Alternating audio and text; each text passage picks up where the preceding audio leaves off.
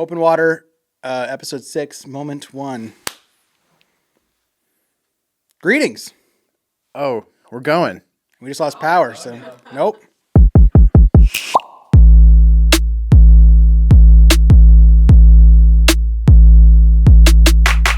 Hi there. Hey, welcome back. Good to see you. You ever get that chapped lip feeling? It's the You worst. just can't shake it. The worst. Got it right now. Hey, I'm Marty. I'm Brennan. Welcome back to the Open Water Podcast. This is a space where we talk about things God's doing in our church and go a little bit deeper than what we could typically do on a Sunday and have a little fun along the way. So glad you're here. This is episode 6. Should we get into it? We shall. Let's do our favorite things right after we clink and... Here we go. Whoa. That's huge. Yeah, it's a big cup. Here we go. All right. What are you drinking? A little Starbucks double shot. Dude, let's go. What are you drinking? Aloe. Oh. You thought it was water. Gotcha. All right. With that said, let's go into our favorite things. You want to go first? Okay, go please. My favorite thing this week, youth soccer. You took mine. back. You took mine. Whoops. Oops. The good thing I think really quick. Go ahead. Talk about it. It's so much fun, so much work. It's a lot like herding cats. We're coaching a U8-9. I don't know. The numbers don't align with the age Whatever. at all. It's just yeah. Yeah, the Ormond Beach Soccer Club. We're the Ormond Beach Lightning is our team name. Don't forget about it. I was thinking, it's so fun to coach because, on our game days, you find yourself yelling things that you can't yell anywhere else, or like you really wouldn't. No. There's just no other context for certain things that you yell. I felt my throat on Sunday like it was like Anna was like, your voice is really scratchy. And I forgot that I yelled for an hour and 15 minutes the day before trying to help our team. You gotta be careful. Figure it out. I get stuck in certain lines too. Like catch me at church Sunday morning yelling, "Stand here! Yep. This line! Defense, fall back!" I'm just making coffee. Yeah. That's fine. Exactly. Anyway. It's a great favorite thing. That was going to be mine, but I have other favorite things. I have a lot of favorite things. So yeah? I never had a shortage of favorite things. I recently, due to you and Elijah, I've gotten back into frisbee golf. Yeah. And, I used to play it quite a bit in college and a little bit after college, and then I just took a 10-year hiatus. Just didn't. They said you could have been great, but I did. you just had a bad attitude. Yeah, and I actually found the disc that has my name. We started a thing in college where it was called the first snowfall throw, and the rules were the first snowfall at our college, we would go play disc golf in the snow, and it was funny because it would often snow in like inches, and so your disc would like plop down in the snow, and you have to and it would take about 3 hours. Yep. And I won the first tournament, and we said we're gonna do this every year, and they never did it again. Yeah. So it's sitting in my trunk. But disc good golf is a memories. great time. If you haven't done it, it's a great way to get outside. It's not like difficult on the body unless you're doing it wrong, and so it's a good time to be outside and throw some plastic, as they say. Ask Pastor Elijah anytime, day or night. Any moment. Yep. Text him. Here's his number. All right. Those are our favorite things. Let us know what your favorite thing was. Was Hit us with it. a day, a minute, a moment, a person? You tell me. Yeah. Favorite things. All right. Some Q's. Q's and some A's. Some A's. Here we go. Getting some good questions rolling now through the tap disc. Thank you guys for sending us some questions. First one today comes from Haley. Thank you, Haley. What up, Haley? The question is, how do you prepare for a sermon? What does the process look like leading to Sunday? Great question. Haley was also the first person to send in a picture of a rabbit. She found one and she sent it in. So props to you, Haley. Well done, Haley. You're going to need a gift card. I did see right. 2 rabbits this week, which was crazy. Real ones. Maybe if we have eyes for rabbits, we'll see rabbits. Whoa, there's something there. On that note, how I prepare for sermons on Sunday. Great question. So we're going through the book of John, and I read ahead by a little bit to try to kind of have a better understanding of where we're going, kind of the bigger arc of the book, obviously, but even like the meta stuff. And then I have like a pretty disciplined routine where Monday I try just to read the passage like a lot of times, like a lot of times. And I do it. I pray in between, just like, what's happening here? Like, God, just give me the words that I'm supposed to say. First to myself, and then to our church. Is like, I think that's the thing is preaching to yourself before you preach to anyone else. Is like, I can't go up there consciously and be like, if I'm not doing that in my own heart. Yeah. So Not deep enough yet. yeah. And so Monday is really kind of my own personal consecration to the text and kind of like putting the words in my heart, like becoming familiar with it. Like if I'm not pretty familiar with the text by Tuesday, something's gone terribly wrong. And so Tuesday, I do all my studying. I do all my reading for it. I have a pretty extensive library on Logos and do a lot of commentaries, read, study, understand what's happening, and then put everything on a whiteboard. The goal by the end of Tuesday, I put everything on a whiteboard. Any idea that comes from this or thoughts or history or patterns, whatever, it's all on a whiteboard. Wednesday is build the outline and write the first page and a half. I do manuscript. I know some people are really cool and can do like outlines. Or some people who don't write anything down. They just they can just do it. I have found for me personally, the discipline of manuscripting makes me much more intentional with every word I use. I grew up there was a season at a church I grew up in where the guy would talk for 55 minutes and he could say what he needed to say in about 6. And he just would like go back and like rehash. And I never want like my voice to be like lost because of like just repetitive, just like filler stuff. Like if I'm speaking on a Sunday morning, I want our church to know it's thought through, it's thoughtful, and it's pointing you back to Jesus. Like those are the goals that I always have for myself. So so Thursday is like writing day. Like I sit down and I write anywhere between. I don't think I've gone to the pulpit on a Sunday with less than 5 pages, but it varies between 5 and I think 9 is the most I've brought up. And then Saturday I preach it in my garage, and I record it to make sure, and I kind of take this perspective of like listening of like, does this make sense from a listening perspective? And then there's something about it I've done since college is like I'll record myself and listen to it. And then if I go to sleep, it's just is like much more, it sticks for some reason in my head better than, and Friday I don't do anything. I let it just slow cook in my heart. Yeah. I love how like you have a very rigorous process to make sure things happen by Sunday. Yeah. Some of my favorite weekends though are the ones where you go through your process and you do as much study as you can possibly take in on the text, and it still isn't there yet. Yeah. There's still something missing, and then almost like a Scooby-Doo episode, seems like you stumble on like the clue that leads to like, that's the direction we're supposed to head. Those are I mean, they're not very fun because then it's the time crunch becomes an issue. There was one in particular that we were at Foxtail and you were there. It was a Friday, which means like I was behind. And so I was like, I had all my notes and you were like looking at me and I was looking at you and I was like, this is not the message we're supposed to have on Sunday. And I scrapped the whole thing.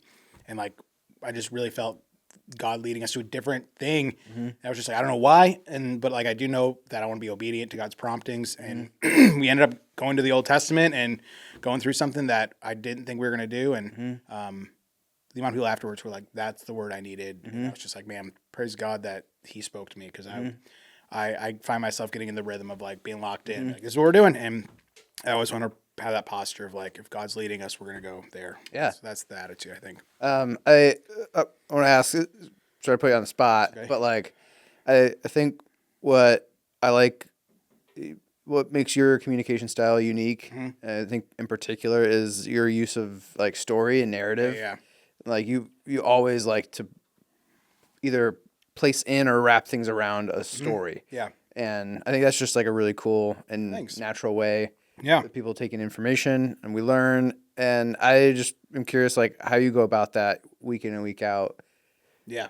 Like picking and choosing when to use a story, or why do you like using stories? What comes to mind? Yeah. I like the church answer is Jesus used stories. But the reason that I do stories is because I've done student ministry for as long as I have. Like, people have really short attention spans. Like, I have a really short attention span. And so my thing is like, if you don't have, like, I can feel it as I manuscript it, like the attention, like declining just because it's either like it's really heady or it's like really thick or it's really like harsh or like whatever, fill in the blank.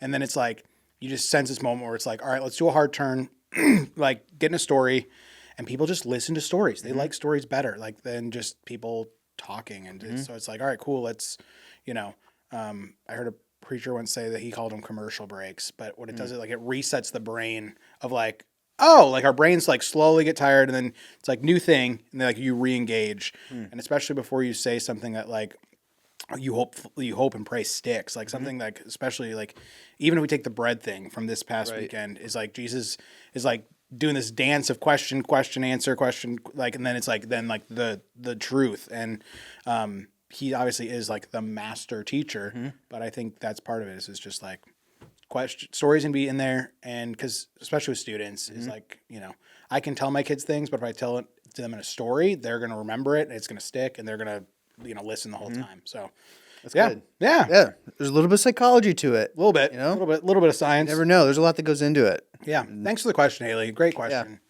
Awesome. All right. Another one submitted by none other than, goes by the moniker Ormond Dad. Who are you? Yeah, we're curious. We're trying to guess. Tell me who you are, please. Show yourself. Introduce yourself to me on Sunday. I'd love to. Come on. Just tell me. I am him. I'm the Ormond Dad. I will find out who it is. We have to know. We're so curious. You don't tell me, I'm going to assume it's Amando. So, well, here's your question. All right, here we go. Why does Pastor Marty always fist bump instead of shaking hands? Is it a germ thing? I feel like there's a little bit of shade in that question. What's wrong? You scared? It's multifaceted. One, it is a germ thing. Part of it is because I like come in contact with a lot of people on a Sunday morning. You do. We should count one of these Sundays. Yeah. And somebody asked me once, like, why are you in the kitchen before service? And the answer is I'm washing my hands because I have kids and I don't want them to get sick, and my kids are sick all the time, and I don't want you to get sick. So it's this kind of this mutual courtesy exchange. And also, I don't like touching people's hands. I think they're gross. I think I've done it enough times. I've done it long enough that people's hands are sweaty or clammy or not washed, and all good. No shade, but this is less than this. And also, even like probably more so than the germ thing is, I think when people go to shake hands, let's put your little cup down for a second. I'll show you. We'll do the exercise here. People go like this, and sometimes they do like the boom boom. Oh yeah. Sometimes they do like the and then there's like more times than not people who go in for the handshake. Oh yeah. Then they second guess or like and then they mess someone up. And like they're like, are we going in? Like no, I'm shaking your hand. But the amount of people who just like fumble it, I never want someone to feel uncomfortable. Typically, because again, I think due to the role, there's like a slight weirdness of like just who I am with people. And I like people are going to come to, especially after service, and like ask for prayer. Like I don't want to start that interaction in like an awkward, just like, hey, this is this. And I do it early. Right. Like I do it, like and they'll go like this and they'll be like, nope, I'm sticking with this. And cause then you do this, you like, it's horrible. So I do that to try to ease the tension. And I do think it's, more relatable too, especially with students. I think like, it's just like, I don't shake students' hands when I was doing youth ministry. I'd high five and I would like, just be like, good to see you. Good to see you. Yeah. And I do think that is important. Like, I think there is something about like the physical contact in this regard of just like, it's like, yo man, good to see you. Like whatever. There's something in that gesture and I might be overthinking it, but I don't, that's why I do it. No, that's good. So, and Taco Bell's delicious. So there you go. He sent another question as my Taco Bell, and I just want to let you know Taco Bell's great. Thank you, Ormond Dad. So, for real, I'd love to know who you are, and I'd love to meet you. So, in face to face, I'm sure I know you, but show yourself. Show yourself. Don't be shy. Here we go. All right. With that said, moving on to our next segment. Everyone's favorite. Everyone's of a sudden, favorite, clear segment. favorite. We know. All right, it's truck stop treats. All right, here we go. What's on the menu today? Fudge. All right, more fudge. Let's see. We got. You can see the. We should get a zoom in on this. There's it's a white base with what appear to be sprinkles. Do you think this is going to be really good? I think it's going to be delicious. All right. What do you think? Yeah, I think it's going to be really good. All right, here we Marty, go. Ready? It's going to be really good. It's going to be really good. All right. Why do you say like you like did something? No, it's going to be really good. Here we go.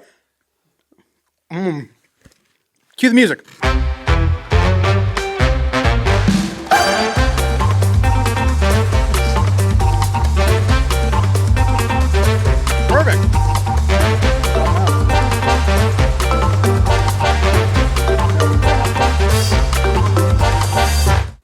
we're back. Just like that. It's like we never left. Oh, How was the flavor? yeah. Can you describe it in 3 words? Yeah. Sorry. Your birthday. Yeah. That's good. Sorry. Yep. My Sorry, biggest your regret. birthday. That's mine. No, that was, oh man. It's like a sad birthday. It was. It's what I think I described it as is taking your birthday cake sits in the fridge for like 3 days and you're like, you probably should throw it away. Yeah. And you go for that last ditch, like cut off the corner of the birthday cake and eat just the frosting. Like when you're in a really low moment of life. I've never done that, but that's like, exactly what it tastes. It's like when you save some of your wedding cake for a whole year, and then on your 1-year anniversary, you decide to cook a nice dinner at home for your wife, but you burn the dinner and you get out the cake anyway, and it's freezer burnt and it's all. That's it. I thought you were going to say when you cook the cake. What's your fudge meter tell you? My inner fudge meter? Yeah. Is probably, it stays at a 5.8. Really? Yeah, that wasn't. That's a ripping score. I'm going to give that a 3.2. Oh, wow. I will not eat that ever again. I mean, it was fudge. I like fudge. What? It was fudge. It was fudge, right? Yeah. It was fudge. It was. What did you do to it? Did you it's chalk, psych. All right. Movie magic. All right. With that said. All right. That is going to be the last fudge episode of Truck Stop Treats. We're done with fudge. Promise me. Never. Promise me. Never. All right. Here we go. We're going to the Sunday segment. If you're here on Sundays, we love that you're here. Love that you're listening, taking notes. It's great to see Bibles open. This is a great Sunday. Yeah, it was. Yep. We keep trucking along in John chapter 6. We are after the feeding of the 5,000. We are after the miracle of Jesus walking on the water. And we find Jesus teaching in a synagogue this weekend in chapter 6, verses 22 through 40. Our passage is broken up into 4 sections. We see the setup, the conversation between Jesus and the crowd, the result of that conversation, and then Jesus, his big teaching on him being the bread of life. Yeah. And one of the things that you touched on, Jesus encouraging the crowd to zoom out to see the bigger picture of what's going on in this metaphor about the bread. And he talked about how Jesus didn't just answer their questions, but addressed the crowd's motives, their soul, and their experience. And each of these are extremely important in our faith journey. So how can we be more attentive to God's work in these specific 3 areas: motive, soul, and experience? Yeah. Great question, Brennan. Great question. Let's address the first one, being motive. How to become more attentive to our motives. I think one question to ask yourself is would I do this if no one was watching? I had a conversation with someone even this morning that I think it's one thing when we do something, it's another thing when it's an overflow of our spirit. And I think that there's just a difference when it's embodied and it's who you are and it's what you're doing and you're in it versus time to do it. You know what I'm saying? I think of even sports or whatever. There's somebody who the kid who practices and they show up and they play differently than the one who just shows up and phones it in. And the same is true with our motives. I think is if no one was watching, if no one knew, I think that's why Jesus calls us pray in private. Close your door, pray in private. Because I think so often that the importance of the disciplines being done with no one watching, no one knowing is then when the moment arises, it's not I gotta turn it on. That's never the goal. The goal is never to do that. The goal is that we function in a way, we behave in a way, we live in a way as an overflow of our heart and spirit and soul being filled by the Lord. And so I think we have to. That's a good guardrail question. Is would I do this if no one was watching? Yeah. Or if no one finds out, am I cool with that? The answer is yeah. Then good. That's a good starting place, I think. Yeah. To kind of check your own motive.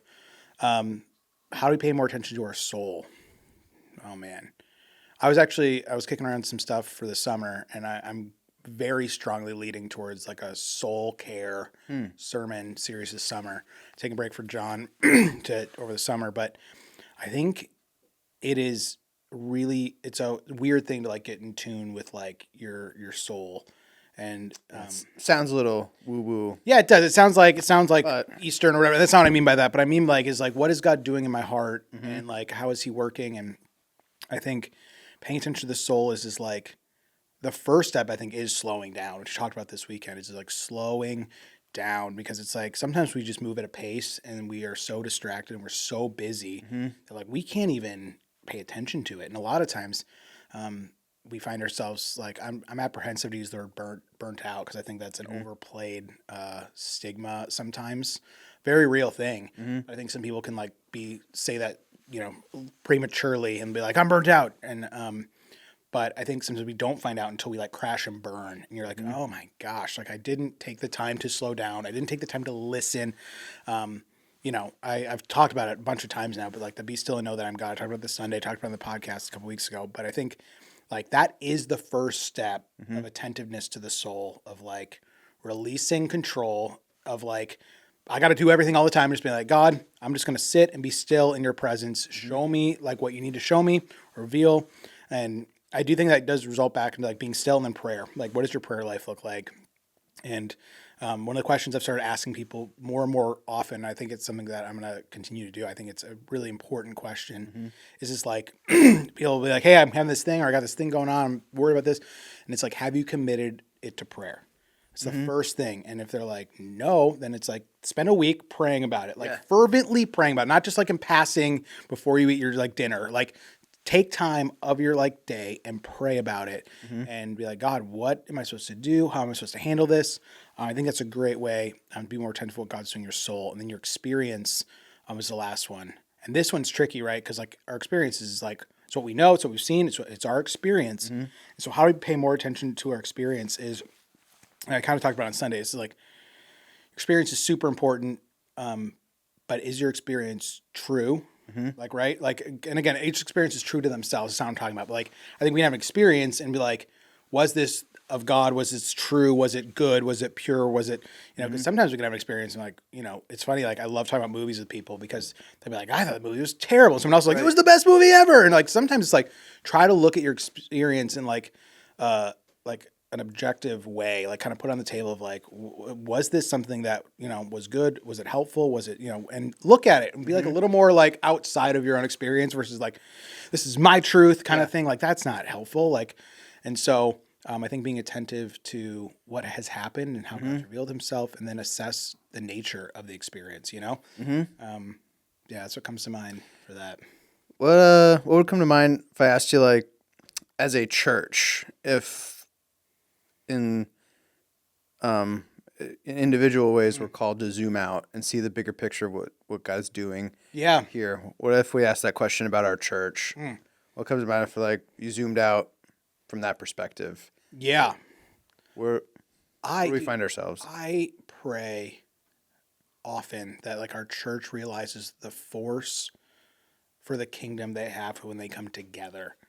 I think church, for many people, the church experience, not even just a waste, I think the church experience for many people has become like such an individual experience where it's like, I don't like the lights, I don't like the music, I don't like whatever, like I don't like the preaching, I don't like the shoes, I don't like fill in the blank with whatever.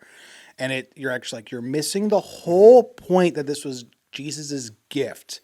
Like being like, this is the church and the force for the kingdom when people come together. It's arguably unparalleled. Like it's like when the gospel is being taught and we're singing about it and we're praising Jesus and we come together under the banner of Jesus, it's unstoppable. Like, the gates of hell will not prevail against the church. Like, and I think so often people can fall into this like trap of like sneaking in, sneaking out, and they're missing the gift of like the body. Like, you know what I'm saying? This is God's design. It's not my thing. It's God's design. And that's, if I could say, man, if we could zoom out as a church, I pray and hope that people continue to have their eyes and heart open to this idea of like, we need spiritual fathers, we need spiritual grandfathers, we need spiritual grandmothers and mothers and sisters, and like we need everybody. And it's not like it's not Golden Corral where it's like, oh, I get to choose. I want not the steak day, just the chicken nuggets. Like it's all like, no, every part of the body is important, and being committed to the body. That would be my hope and prayer if we zoom out as a church. That'd be it. Awesome. Yeah. Great. Yeah. We'll talk more about The Bread of Life. The Return of the Bread. Yep. Part 2, The Return of the Bread this Sunday. Yeah. Yep. Excited to do communion again this week. It's going to be great. Yeah, double communion. Yeah. We talk about that now, or should we save that for next week? Save for next week. Okay. Let's do it. All right. Yeah, there's something to it. So see you Sunday. All right. Next portion. All right. Noah's Ark. Noah's Ark. The number one segment. Number one segment. Is it? Can there be 2 in an episode? I think every think segment's so. the number one segment. So if you don't know, Noah brought 2 of each kind on the boat, and so we picked two of our favorite things. We snake draft it based on the topic that is told to us in real time from people in the room. They're all smiling, so this will be great. What's our topic this week, gang? We're gonna go with board games. Board games. I love Board games. I love that. I went first last week. I like thinking about what Noah would have brought on. Probably I can't say that. I was going to say probably the game that Chewy is playing on. That's the game Noah good. brought. They're all playing circuit around a trouble. Disc. Yep. All right. You get to go first. Ooh, board games. Okay. Gosh. I have a weird relationship with board games. Sometimes I want to win. Sometimes I just want others to lose. Yep. You know what I mean? Yeah, you bring a lot of chaos Victory to is board not. games. Yeah, victory is not the most important thing sometimes. Yeah. Gosh, my favorite board game right now. Twister's not a board game. Do you have ones that come to mind? Of course. All right, go for it. No, it's your week to go first. Okay. I like a classic Yahtzee. My wife and I will we'll curl up on the porch, and we'll bring the dice with us. You know. Is that true? Oh yeah. Okay. Yeah. All right. Love us some Yahtzee. A spirited Yahtzee game. There's nothing better. I'm gonna be fickle on this. Yahtzee is not a board game. It is a game. There is no board. All right. Is that fair? Or am I wrong? No, you're right. Okay. That's a purist's perspective on the matter, but okay. I'm just trying to keep it real. Keep it real with the people. All right, you might have to go first, Ed. I gotta conjure up a board game. This is going to be a controversial answer. That's okay.